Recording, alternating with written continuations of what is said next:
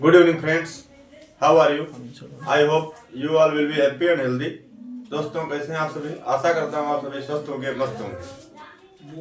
मित्रों, पिछले वीडियो में आप लोगों ने जाना था प्रेजेंट इंडेफिनिट टेंस से रिलेटेड कुछ एग्जामिनेशन में पूछे जाने वाले सेंटेंसेस, संभाव्य उदाहरण, और उसके बाद present continuous tense in passive voice जाना था।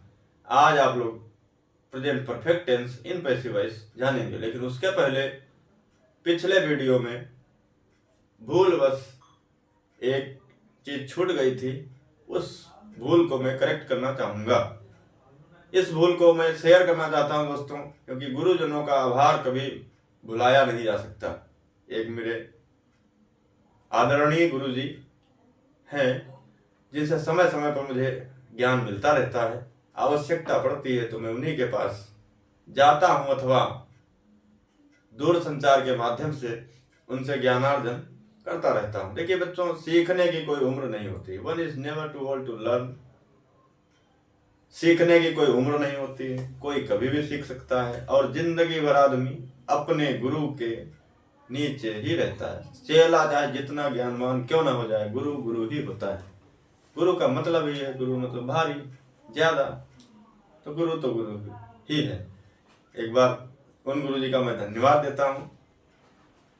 अब मिस्टेक हो गई, कैसे हो गई आई डोंट नो, लेकिन मिस्टेक तो थी, और मेरे आदरणीय गुरु जी ने मेरे वीडियो को देखा और बताया, इसके लिए मैं उनको कोटिशाह धन्यवाद देता हूं। चलिए आइए पहले तो उस मिस्टेक को रिपीट कर लेता हूं। सेंटेंस था बच्चों,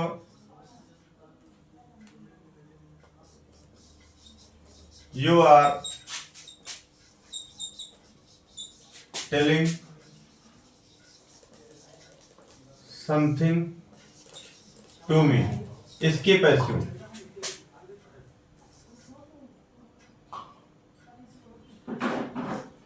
यानी ऐसे ही बोले तो एक्टिव हम अपनी भाषा में लिखते हैं।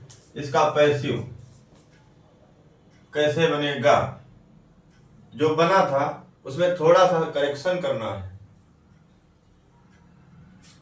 डायरेक्ट ऑब्जेक्ट, इनडायरेक्ट ऑब्जेक्ट, तो कैसे बनेगा इसका?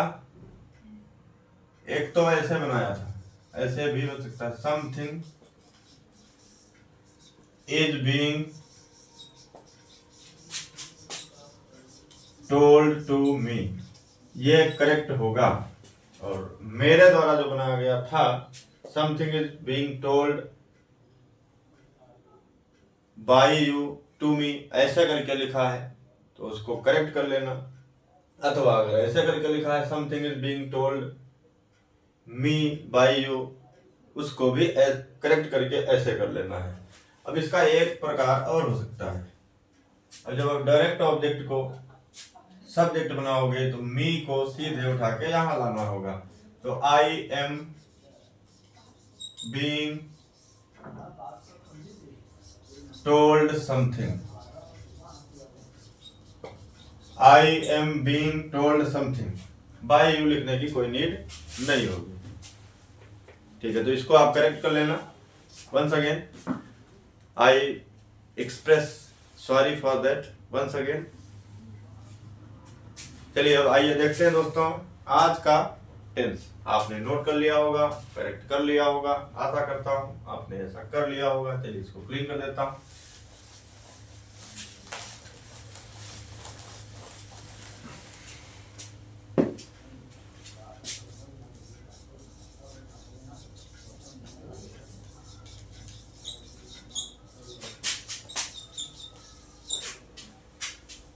Present perfect tense in passive voice.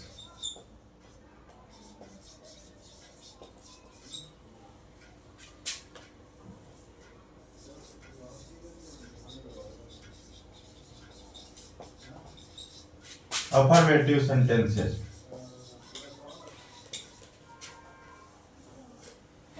Yes, yes.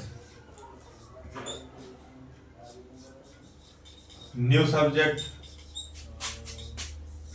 plus has oblique have plus been plus verb की third plus by plus object plus RS plus full stop.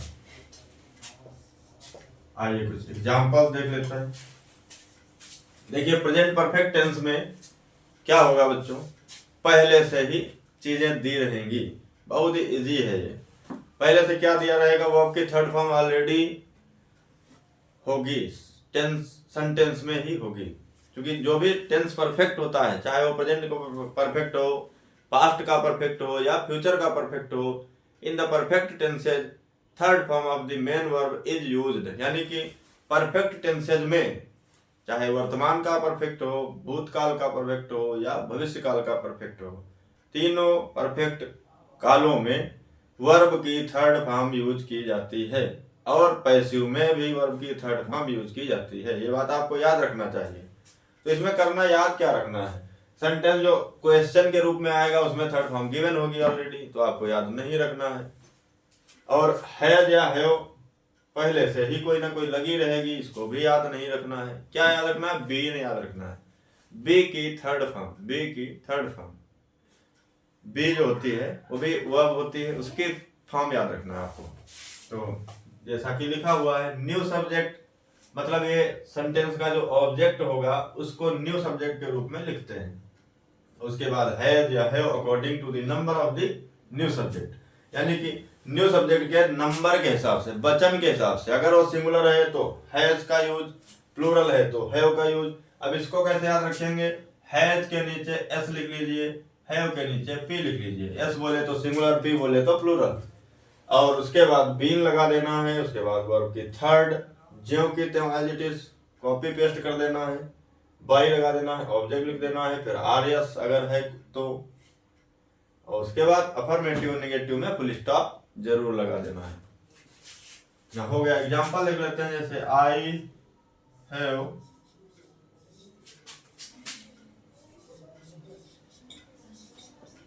Written 2 letters. Example बहुत ही easy है। अब example easy देने का मकसद क्या है, ताकि आप उस ट्रैक पे आ सकें। कठिन एग्जाम्पल अगर शुरुआत में ये दे दिया गया तो आप डिमोटिवेट हो जाएंगे, सीखने के लिए डिमोटिवेट हो जाएंगे कि ये तो बहुत ही कठिन है, बहुत ही जटिल दिख रहा है, अतः हम इसको नहीं सीख सकते, यानी कि आप तल्ला ही छुड़ा लेंगे। तो इसलिए बच्चों मेरा पर्सनल मानना है कि उदाहरण जब भी दिए जाएं तो सरलता से कठिनता की ओर, यानी कि डिफिकल्टी लेवल जीरो, और उसके बाद धीरे धीरे सीढ़ी टू सीढ़ी अप स्टेयर, यानी कि असेंडिंग करते रहें, डिसेंडिंग नहीं। आपको असेंडिंग ऑर्डर में पढ़ना है, असेंडिंग ऑर्डर में मतलब न्यूनतम से अधिकतम की ओर, न्यूनतम से अधिकतम की ओर। तो सरल एग्जांपल पहले देख लेते हैं, उसके बाद कठिन एग्जांपल देख लेंगे। I have written 2 letters. तो इसमें ऑब्जेक्ट क्या है बच्चों, देखिए सब्जेक्ट है, हेल्पिंग वर्ब है, मेन वर्ब है, ऑब्जेक्ट्स है। तो ऑब्जेक्ट को पैसिव में प्रधानता दी जाती है, यानी कि priority is given to the object in the passive voice. Passive voice में जो भी ऑब्जेक्ट होता है सेंटेंस में एक्टिव वॉइस के, उसको ही सब्जेक्ट बना लेते हैं। तो ऑब्जेक्ट क्या है, मेन वर्ब के जस्ट बाद में होता है। कई बार 2 ऑब्जेक्ट आ जाते हैं, उनकी स्थिति अलग होती है। तो 2 लेटर्स ऑब्जेक्ट है आपका, तो जाहिर तौर पे 2 लेटर्स, 2 पत्र। बताइए कमेंट में बताइएगा भाई, 2 लेटर्स सिंगुलर होगा कि प्लूरल होगा। 2 पत्र। आप जानते हैं जनरली मोर देन 1, एक से ज्यादा चीज, इज कंसिडर्ड एज प्लूरल, यानी कि एक से ज्यादा कोई भी चीज हो, वस्तु हो, व्यक्ति हो, स्थान हो, प्राणी हो, तो बहुवचन माना जाता है। इंग्लिश में 2 ही वचन होते हैं, 2 ही नंबर होते हैं, singular number and plural number. तो अगर सिंगुलर मतलब सिंगल है, कोई अकेला है तो सिंगुलर हो गया, और अकेले से ज्यादा है माने एक से ज्यादा है तो प्लूरल होगा। यानी कि 2 लेटर्स एक से ज्यादा है तो ये प्लूरल हो जाएगा। तो क्या लगेगा, हैव लगेगा, फिर क्या लगेगा, been. 2 letters have been, subject हो गया, हेल्पिंग वर्ब हो गई, थर्ड नंबर पे मेन वर्ब, मेन वर्ब आपकी थर्ड फॉर्म में पहले से गिवन है, तो इसको ज्यों की त्यों एज इट इज लिख देते हैं। तो 2 letters have been written by, subject क्या था आई, उसका ऑब्जेक्ट क्या हो जाएगा me. 2 letters have been written by me हो गया। एक एग्जांपल और देख लेते हैं।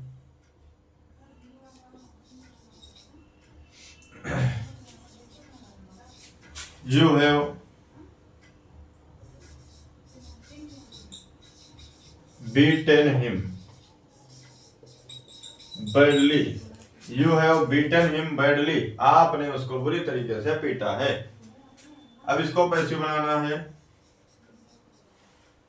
तो क्या हो जाएगा, सीधे हम ऑब्जेक्ट के पास जाएंगे। ये वाला एडवर्ब जो है ये रिमेनिंग में आएगा, आरएस में आ जाएगा। तो आपको यहां से देखना है subject, helping verb, main verb, object. तो पैसिव में 4 चीजें देखी जाती है। पैसिव में बच्चों 4 चीजें देखी जाती है। कितनी चीजें? 4। कौन कौन सी? Subject, helping verb, main verb, object. Subject, helping verb, main verb और ऑब्जेक्ट। आपको सिर्फ 4 चीजों से संबंध रखना है बस, बाकी चीजों से नहीं। तो ऑब्जेक्ट चूंकि हिम है, हिम का सब्जेक्ट क्या होता है? ही। अब ही चूंकि सिंगुलर है तो हैज बीन लग जाएगा। He has been third form पहले से गिवन है, बीटन, बिल्कुल ठीक सामने उसके फिट हो गए। ही हैज बीन बीटन, फिर क्या होगा? बाय यू, यू का ऑब्जेक्ट भी यू ही होता है, और बैडली हो गया। He has been beaten by you badly. और he has been beaten badly by you.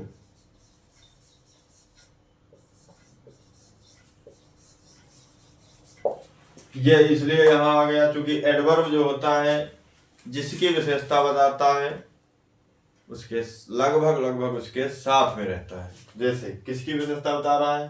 क्रिया की बता रहा है। पीटा, किस तरह से पीटा? बुरी तरीके से पीटा। तो बीटन बैडली, बुरी तरीके से पीटा गया तुम्हारे द्वारा, यानी कि he has been beaten badly by you, तुम्हारे द्वारा उसको बुरी तरीके से पीटा गया है। इतना हो गया। तो अगर आप ज्यादा बढ़िया नहीं नॉलेज रखते हैं, इस तरीके से भी कराओगे तब भी आपको लगभग मार्क्स मिल जाना है। इंग्लिश में मैथ के जैसा झंझट नहीं है। अगर 90% बच्चे ने सही कर दिया है तो 10% इतना मायने नहीं रखता है, तो चल जाएगा। चलिए आइए निगेटिव देख लेते हैं। अभी मैं आपको केवल एग्जाम्पल ऐसे बता रहा हूं जो कि यस यस के साथ में चल सकते हैं। उसके बाद लास्ट के 3 वीडियोज में मिसलानियस सेंटेंसेस बताए जाएंगे जो कि डिफिकल्टी लेवल हाई होगा। उसमें लगभग मोस्टली ऐसे ही सेंटेंस आएंगे जो यूपी बोर्ड एग्जामिनेशन में पूछे जाते हैं। ठीक है, क्लीन कर देता हूं, निगेटिव लिख देता हूं।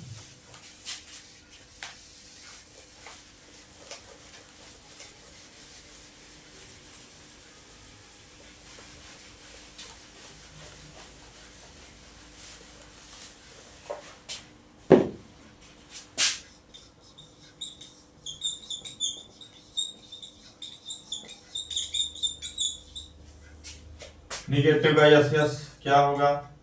New subject plus has oblique have plus not plus been plus verb की third form plus by plus object plus RS plus full stop. Affirmative और निगेटिव में फुल स्टॉप लगता है। एग्जाम्पल देख लेते हैं। Neha has done it. Neha has negative था, Neha has not done it, Neha has not done it, इसका पैसिव क्या होगा, इसमें लास्ट में ऑब्जेक्ट इट है तो इट हो जाएगा, इट भी सिंगुलर है, नेहा भी सिंगुलर है, तो हैज बीन ही लगे, हैज नॉट बीन ही लगेगा, हैज या have plus not plus been, तो has not been, it has not been done by Neha, it has not been done by Neha. Next example है हर्ष हैज कंप्लीटेड, सॉरी बच्चों not फिर से नहीं लगाया क्योंकि निगेटिव एग्जाम्पल बता रहा हूं तो नॉट क्यों छूट जाता है। Harsh has not completed my work, क्या हो जाएगा इसमें, ऑब्जेक्ट हमारा माई वर्क है, पैसिव बनेगा माई वर्क चूंकि सिंगुलर है, has not been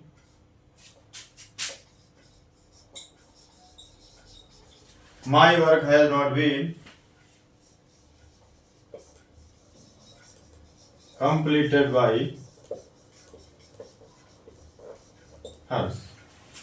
to examples हो गए बच्चों। अब याद आपको क्या रखना है, सिर्फ इसमें बीन याद रखना है, निगेटिव में नॉट बीन, निगेटिव में याद रखना है कि टू वर्ड्स हेल्पिंग वर्ब जो होती हैं उनके बीच में नॉट लगता है। टू वर्ड्स माने दो शब्द वाली, दो शब्दीय सहायक क्रिया जो होती हैं नॉट उनके बीचों बीच लगता है। दो शब्द की सहायक क्रिया हो, जैसे हैज बीन है ना, हैव बीन है, तो नॉट कहाँ लगेगा, बीचों बीच में। इतना याद रखो बस, ट्रिकी माइंड में इसको याद रखो, has not been have not been. अगर ऐसे भी नहीं याद होता तो इसको 2-4-5 बार मन में रिपीट कर लो, has not been have not been, has not been have not been, याद रहेगा। अभी फॉरेन लैंग्वेज है तो इसको थोड़ा सा तो रोट लर्निंग करना पड़ेगा, रटना थोड़ा सा तो पड़ेगा। इसमें कॉन्सेप्शन भी बनती है, लेकिन कॉन्सेप्शन बनाने के लिए, अवधारणात्मक रूप से पढ़ने के लिए आपको तेज दिमाग वाला होना चाहिए। अवधारणा तो आप बना लेंगे, 10 से एक बार पढ़ ले तो अवधारणात्मक तो बन ही जाएगा, कॉन्सेप्शनल तो बन जाएगा, बट इसके लिए शार्प माइंडेड होना नेसेसरी है। तो शार्प माइंडेड भी हो सकते हैं आप, ऐसा नहीं है, क्योंकि यूं ही नहीं मिलती राही को मंजिल, दिल में जुनून सा जगाना पड़ता है। यूं ही नहीं मिलती राही को मंजिल, दिल में जुनून सा जगाना पड़ता है। किसी ने पूछा चिड़िया से कैसे बना तेरा आशियाना, चिड़िया बोली भरनी पड़ती है ऊंची ऊंची उड़ाने और तिनका उठाना पड़ता है। तो दोस्तों, इंग्लिश सीखने के लिए आप कई बार डिमोटिवेट हो जाते होंगे, इंग्लिश क्या कोई भी कार्य करने के लिए आप कई बार डिमोटिवेट हो जाते होंगे, लेकिन डिमोटिवेट मत होइएगा। जब डिमोटिवेट हो जाइए तो आप इन मोटिवेशनल लाइंस को, कोट्स को, पोएम्स को पढ़ लीजिएगा, आप सेल्फ मोटिवेट हो जाएंगे। अपने आप को मोटिवेट करो, स्वप्रेरित करो, स्वप्रेरणा करो। अपने आप को यह ध्यान रखो, हु एम आई, मैं कौन हूँ, व्हाट एम आई, मैं क्या हूँ। ये 2 लाइनें आप कहते रहो, बस आप कुछ ना कुछ करते रहोगे। देखिए, जैसा कि मैंने कल बताया था, समस्या समाधान, प्रॉब्लम सॉल्यूशंस गो टूगेदर, साथ साथ चलते हैं। समस्याएं आपके पास चाहे कितनी क्यों ना हो, नो प्रॉब्लम। ये मत सोचिए ये मैं नहीं कर सकता, this I can not do, ये मत सोचिए आप, ये आप कर सकते हो, ऐसा सोचिए आप। मतलब पॉजिटिविटी आपके अंदर दिलो दिमाग में होना चाहिए, क्योंकि कोई भी लक्ष्य ऐसे नहीं निर्धारित हो जाता, ऐसे ही नहीं बन जाता, ऐसे ही नहीं मिल जाता है। उसके लिए आपको बहुत सारी मंजिलों, बहुत सारी कठिनाइयों को सफर करना पड़ता है। उन कठिनाइयों को सफर करने के लिए आपके पास सिर्फ क्या होना चाहिए? कॉन्फिडेंस, आत्मविश्वास होना चाहिए और परजिवेरेंस होना चाहिए, दृढ़ निश्चय, फर्म डिटर्मिनेशन।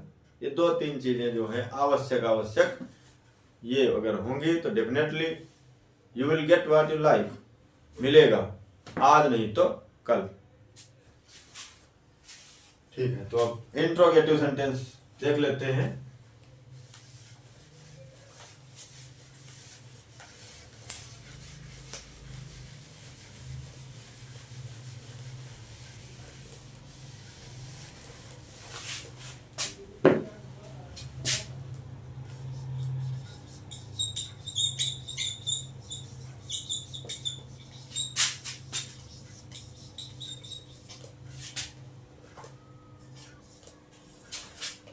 यस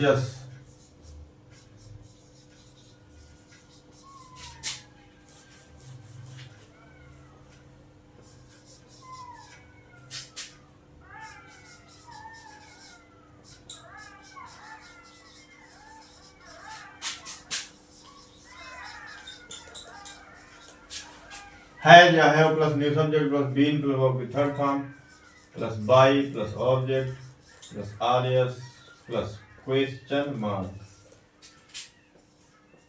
दोस्तों आज मैं कहीं जाने वाला हूँ, चीजें मिस हो जाती हैं, होता है, ऐसा होता है। Has oblique have plus new subject plus been plus verb की third form plus by plus object plus RS plus question mark, ये आर्य आपका यस है। इंट्रोगेटिव सेंटेंस अगर आ जाए तो इस तरीके से बनेगा। एक एग्जांपल देखते हैं। Have they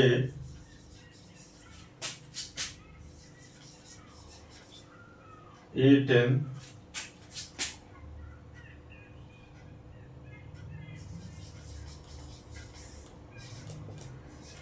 mangoes, have they eaten mangoes. अब ये इंट्रोगेटिव है बच्चों, तो पैसिव भी इंट्रोगेटिव बनेगी। अब यहाँ पे क्या करना रहेगा? अगर ऑब्जेक्ट आपका जिसको आप सब्जेक्ट बनाएंगे वो सिंगुलर है तो यहाँ पे हैव की जगह पे हैज हो जाएगा, लेकिन अगर ऑब्जेक्ट भी प्लूरल है तो हैव को हैव ही रखो। तो आपका ऑब्जेक्ट मैंगोज है तो हैव ही रहेगा क्योंकि वो प्लूरल है, हैव मैंगोज। फिर क्या आएगा? बीन, हैज या हैव फिर सब्जेक्ट हो गया हमारा, फिर बीन आएगा तो बीन हो गया। फिर क्या है? वर्ब की थर्ड फॉर्म, इसको यहाँ चिपका देना है। Have mangoes been eaten by, subject क्या था हमारा? दे का क्या हो जाएगा? देम। क्वेश्चन मार्क मत भूलना भाई। नेक्स्ट सेंटेंस एक और देख लेते हैं। हैज सीमा